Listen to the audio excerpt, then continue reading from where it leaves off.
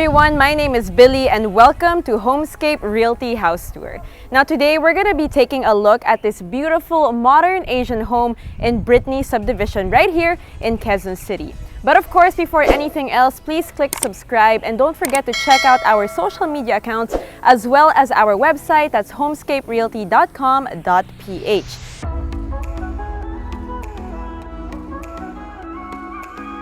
Now back to this property, it has a frontage of 15 meters and is oriented facing north.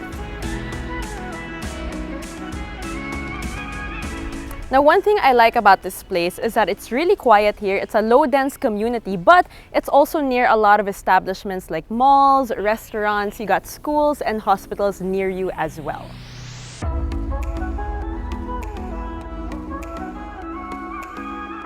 Now, if you take a look at the facade of the house, it's really nice, it's really elegant, it's clean, it has clean lines, but also it's very Asian as well. And the owners actually landscaped the front, so you can see that they have plants right here, also very welcoming.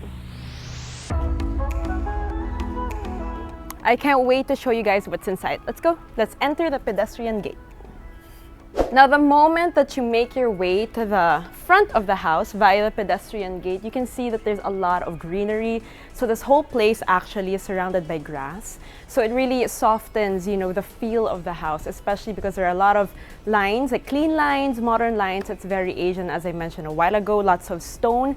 So the greenery is a nice touch. You also have these rock steps, the rock pathway.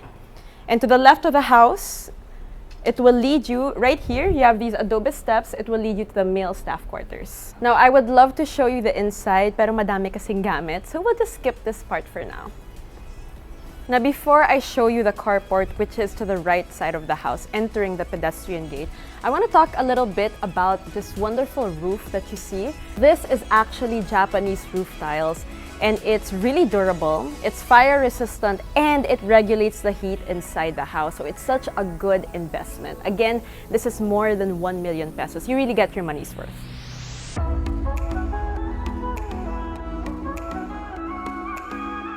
Now let's make our way to the carport. So again, via the stone steps over here, again, it adds, I don't know, but to me, it kind of gives me like a Japanese feel. I don't know if you guys agree. Anyway, now we're here at the carport, so it can fit 2 cars comfortably. So it's a 2-car carport.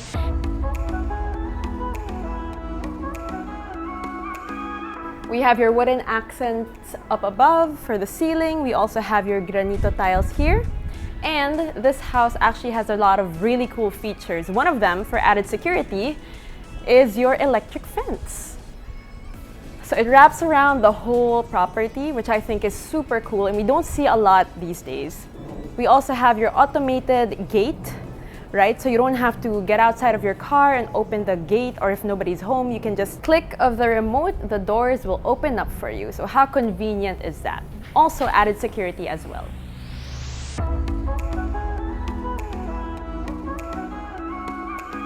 Now, as we make our way to this part of the house, the side, you have your ceramic tile steps and your flooring. And we have your female staff quarters. But again, hindi na tayo papasok kasi may mga gamit dyan. We gotta respect their privacy. And we also have the shared toilet and bath for the male and female staff. And, of course, over here, we have your service area and access to the kitchen. But we're gonna check that out later.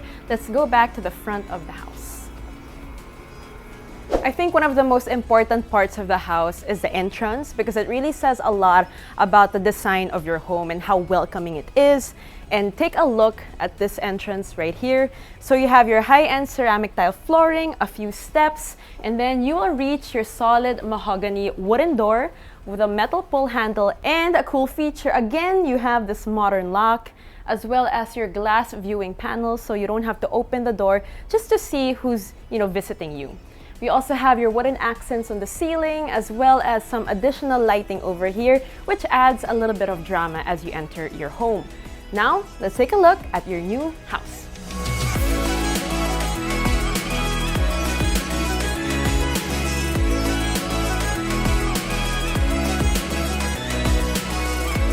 So this is your new home, and Grabe guys, sobrang aliwalas pagpasok. So, iisa-isahin natin yung mga elements ng living space na to.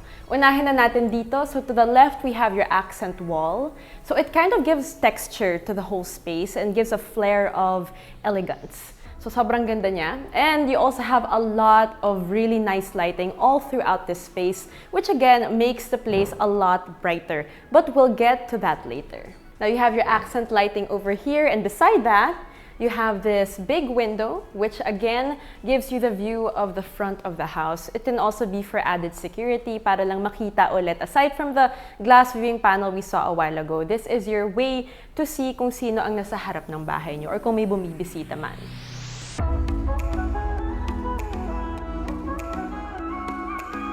Now in this area, you will see this beautiful wooden console table. So it also adds a lot of storage to this space. So you can put your picture frames or your memorabilia from traveling, also your trophies if you have trophies.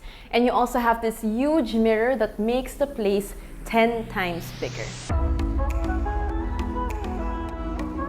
Now let's move on to the main living room or the formal living room. And by the way, you guys, all the furniture that you can see right here, all of the furniture that you will see also in this whole house, that comes with it, all right? So if you plan on purchasing this home, you already have the furniture. So this is such a well-decorated space. So actually all the furniture over here, so you have your couch, 2 chairs here, and your ottoman over here, they're all customized. So they were customized by the owner. So they give that elegant feel to this living space. You have your coffee table. You have a nice rug to add, again, some texture. And of course, you have your lighting fixture, which to me seems a little modern. Kaya nga modern Asian yung home natin. You have your cove ceiling design, and as you can tell, sobrang daming lighting talaga. Not just from this big window made from PVC material, but also the lights that they installed. Kaya nga sobrang aliwala, sobrang bright and airy sa space na to. And lots of space to move around. You know, when I first walked in the door, I already felt that this space was so inviting, and this living room is the perfect place to entertain your guests because napaka-comfy ng mga upuan niya, and also ang daming space, you know, to just talk with your friends and catch up and have good conversations. Now, syempre, after nyo magkwentuhan ng mga kaibigan nyo, kakain na. So, let's head on over to the formal dining area.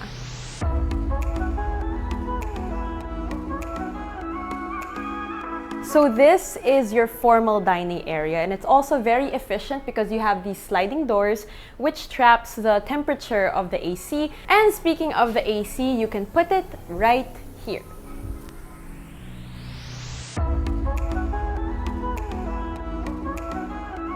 Now, you know, one thing comes to mind when I enter this space, and it is elegant. So you have this wonderful table, this dining table, and it's actually custom made, so it's an artwork in itself. You have these elegant chairs, so you can put around 2 more chairs over here, so this becomes a 10-seater dining table. And of course, you have your light fixtures over here, which is also one of the focal points of this whole space. So napaka-elegant and classy talaga niya. So imagine, you know, entertaining some friends here. They will surely be impressed by this whole space.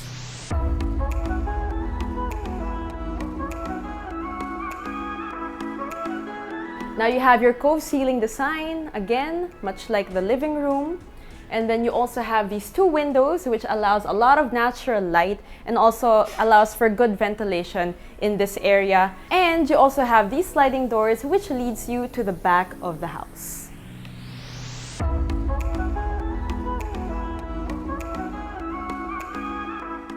Now, just a few steps from your formal dining area via these sliding doors is your kitchen. And alam nyo, nung bata ko, my mom would always tell me, sobrang masaya magluto or nagaganahan siya magluto kapag maganda yung kitchen. And guys, I'm telling you, gaganahan kayo magluto sa kitchen na ito.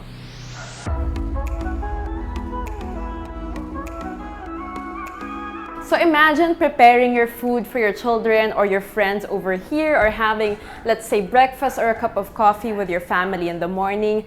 Guys, what a wonderful space. So let's start with your massive island counter over here. It's made of quartz. Maganda rin yung marble design niya. It also has a waterfall design.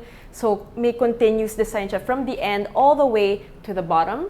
And over here, syempre, you have your stainless steel dual sink. So it's pretty big. Madaming magkakasyang mga pinggan dito or lahat ng mga kailangan yung hugasan. And what I like about this kitchen as well is there's a contrast between the light color of the quartz countertop as well as your modular cabinets. So ito naman, self-close cabinets siya. And you can put a lot of things in here, lalo na kung mahilig kayo magluto. And over here, to add to the contrast again, we have your modern kitchen stool. So kompleto na yan. So imagine nyo, nagbe-breakfast kayo dito or nagme-merienda or you're fixing up some food for your loved ones. Perfect space. And you also have that wooden accent right here. So, continuous yung design aspect ng whole kitchen.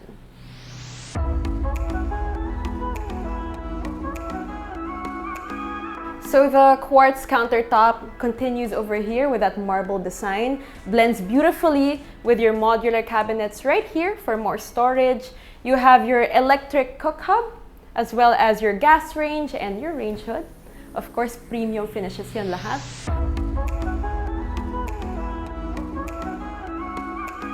And you have more storage over here.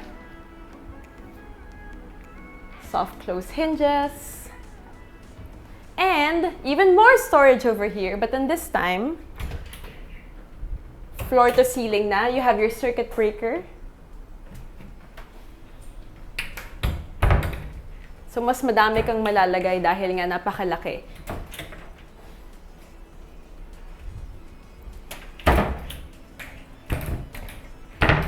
As well as your sleek Samsung refrigerator. So, actually, bagay siya doon sa kulay ng mga kitchen stools natin. So, bagong-bago pa. Siyempre, wala pa yung laman.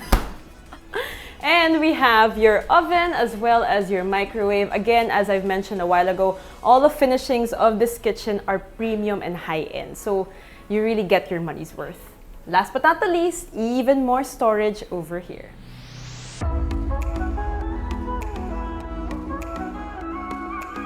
And of course, you know, in the whole house, we've been seeing a lot of gold accents. Syempre, hindi magpapahuli yung kitchen natin. As you can see sa light fixtures, meron siyang gold accents and very modern as well. It matches the lighting fixtures doon sa formal dining room natin. At syempre, bago natin iwan itong kitchen, makikita natin na meron tayong drop ceiling and syempre yung lighting. Di natin makakalimutan yung lighting. Napakadami ilaw din dito sa kitchen. And syempre, when you look over there, habang nagluluto ka, may view ka. So, sobrang aliwalas nga and it's super bright.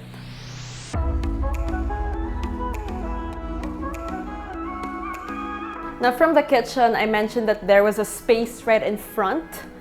Well, this, via the sliding doors, is your lanai. Now, you know, there are a lot of ways that you can customize this area. So you can possibly make it into a plunge pool or a mini lap pool if you'd like. Or you can put some outdoor furniture, gawin siyang entertainment area. So after you guys have dinner, you can have a few drinks here or maybe have your morning coffee here. It's really up to you to decide. Now let's make our way back inside the house. Now, before we head on over to check out the second floor, let's first take a look at this room right here.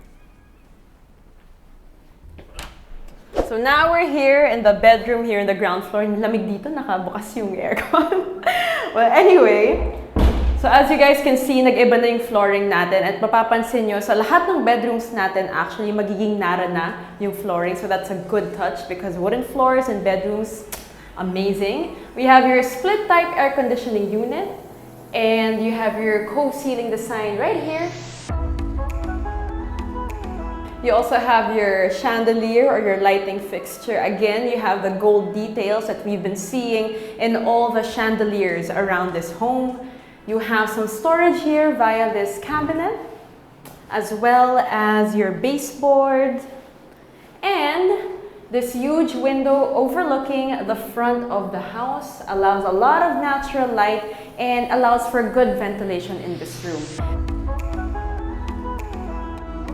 Now, you may be asking, anong pwedeng gawin sa kwarto na ito? Well, we got you covered. This can be your home office. It can be a classroom for the kids dahil nga wala pa tayong face-to-face classes. Pwede sila mag-aral dito, gawing classroom. Pwede rin siyang maging kwarto for the senior citizens in your house, lalo na dahil nasa ground floor siya, so they don't have to go up the stairs to reach the second floor. It can also be, you know, a mini gym if that's what you'd like. It can be whatever you want it to be. So that is it for the bedroom here in our ground floor. Now let's take a look at your common toilet and bath. So just a few steps and you're here. Loving all the finishings of this bathroom. Of course, you have your shower as well as your tempered glass shower enclosure. You have your water closet. And you also have this mirror, which actually comes with lights. And you also have this huge sink as well as this vanity cabinet for additional storage. And this also comes with a water heater. Now we've pretty much covered the whole ground floor. Let's take a look at the second floor of this home. But first, tignan muna natin itong napakagandang staircase. So this is Nara.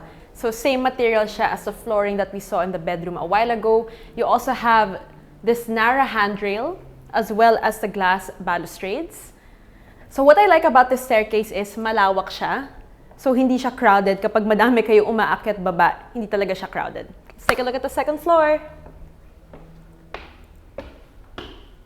I've been saying this all throughout this house tour, but if there's one word to describe this house, it would be elegant. Tignan nyo naman itong napakagandang chandelier. So this is one of the first things you will see when you climb up the stairs, as well as this huge window. Again, ang daming natural light na pumapasok. It's very airy, maaliwalas, at saka breezy dito sa second floor because of that window. Now this second floor is super classy. As you can see, wooden Nara floors. And we have this accent piece over here, yung mirror natin, and this accent wall that we saw downstairs as well in the living room, in the living space. You have these armchairs and this console table.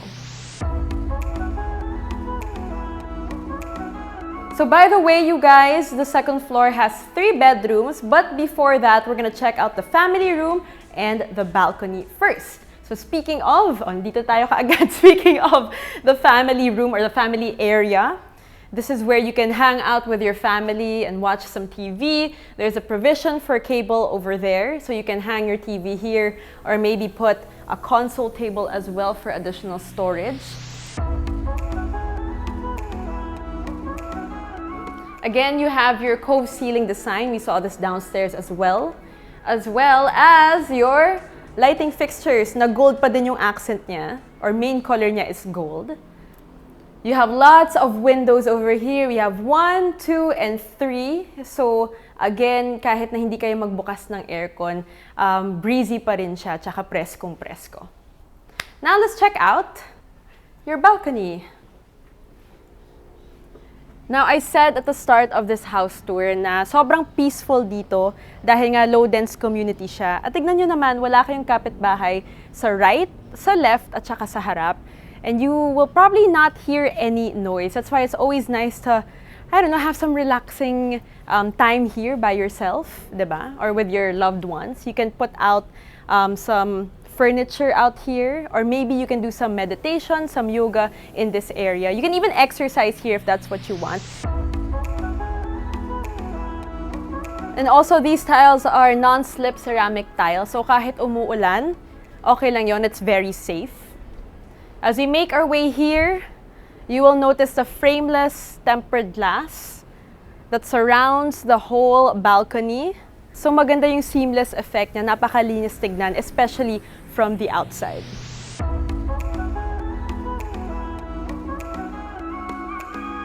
By the way, you guys, if you are loving and liking this house tour, don't forget to click subscribe and also check out our social media accounts as well as our website. That's homescaperealty.com.ph. Alright, now let's take a look at all the bedrooms here in our second floor. Bedroom number 1 coming right up. So this is your bedroom number 1, and it's actually a really nice sized bedroom. And again, I will not stop raving about the wooden Nara floors because I feel like if you have wooden floors in your bedroom, it makes everything so homey. You have these big closets, modular cabinets. So lots of storage space for whoever is going to stay in this bedroom. O, diba? Pwede kang maglagay ng mga jacket, your tops, your shoes, your boots, if you have boots.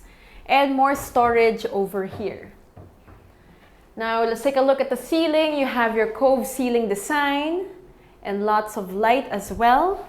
You have a provision for cable, so you can put your TV over here and maybe a console table if you'd like. You have your split type air conditioning unit, and I must say, malamig talaga siya. Malamig kasi dito ngayon.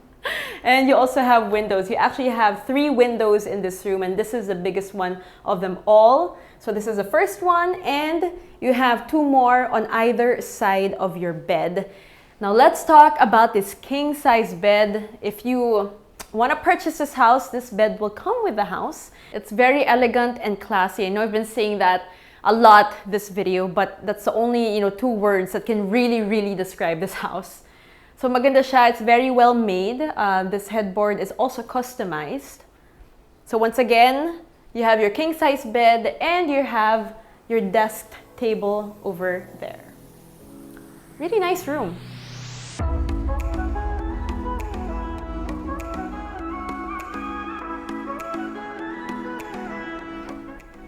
Now we're gonna take a look at the common toilet and bath here in the second floor. And it's right over here.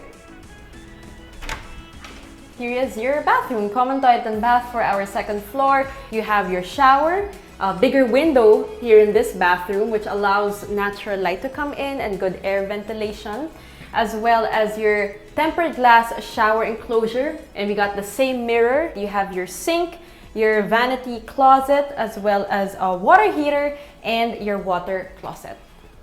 Now from our common toilet and bath, let's head on over to bedroom number 2, which is right across bedroom number 1. So this is your bedroom number 2, and it's a little bit smaller than your bedroom number 1, pero parehas lang naman yung design elements niya. So kumbaga, sa bedroom number 1, doon yung panganay, tapos dito yung bunso. But tingnan naman natin yung closet, diba? Parang same size lang siya as bedroom number 1. So madami ka pa rin closet space. They didn't skimp out on the space. See? We have your modular cabinets. You also have your cove ceiling design. And much like bedroom number 1, you have 2 windows on either side of the bed.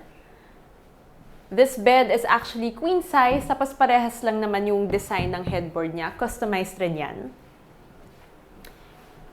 Same table as in bedroom number 1, and of course your window over here, as well as your split type air conditioning unit.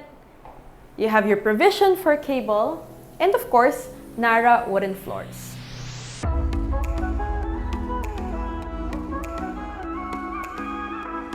Now let's take a look at the last bedroom here in our second floor. Last but not the least, syempre ang master bedroom. Ay, ang ganda na to. So this is your master bedroom, and one thing that stands out to me the most about this room is this huge panoramic window over here at napaka aliwalas ng space na to. I think out of all the rooms that we've seen in the house, this is the brightest and allows the most natural light because of this window. So wala ka pang kapitbahay sa harap, so you have view of nature. Siyempre, may mga trees, may greenery. Pwede ka magmuni-muni dito. When you wake up, imagine opening the blinds or your curtains, and that's gonna be your view. Amazing. Now, let's go through the elements of this beautiful master bedroom. Of course, you have your cove ceiling design, Adds a bit of drama to the bedroom. You have your king-size bed. Again, with a customized headboard frame. Napakaganda nito. Looks very, very posh. You also have your 2 bedside tables on either side of the bed, as well as your 2 windows on either side of the bed as well. So 1 and 2. You got your wooden narrow floors and your provision for cable. So you can put your TV over here, as well as your split type air conditioning unit. And alam nyo naman guys, ako when I look at the houses that we showcase, I love looking at the closets. And this one is a winner for me.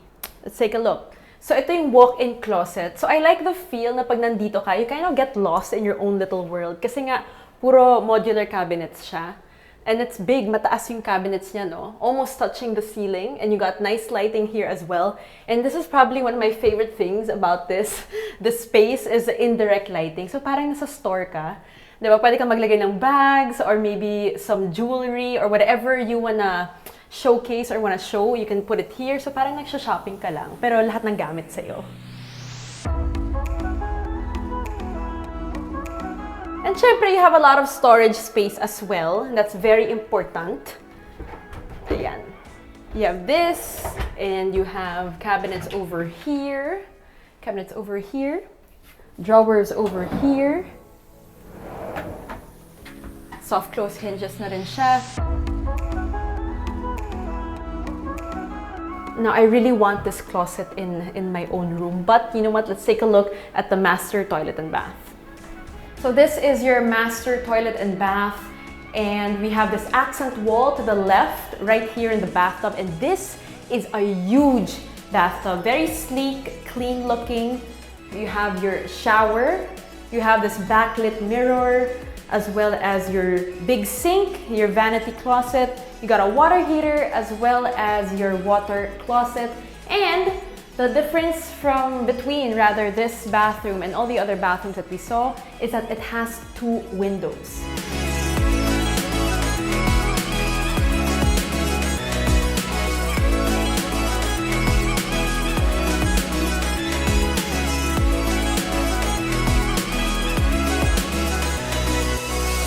There you have it, you guys. That wraps up our house tour of this beautiful, elegant, classy, modern Asian home here in Brittany subdivision in Quezon City. Now, if you guys are interested in this house, and I'm telling you, it is amazing, go ahead and contact us using the numbers below. Do not hesitate to do that. Also, check out our social media accounts. Click subscribe as well as our website. Check it out. That's homescaperealty.com.ph.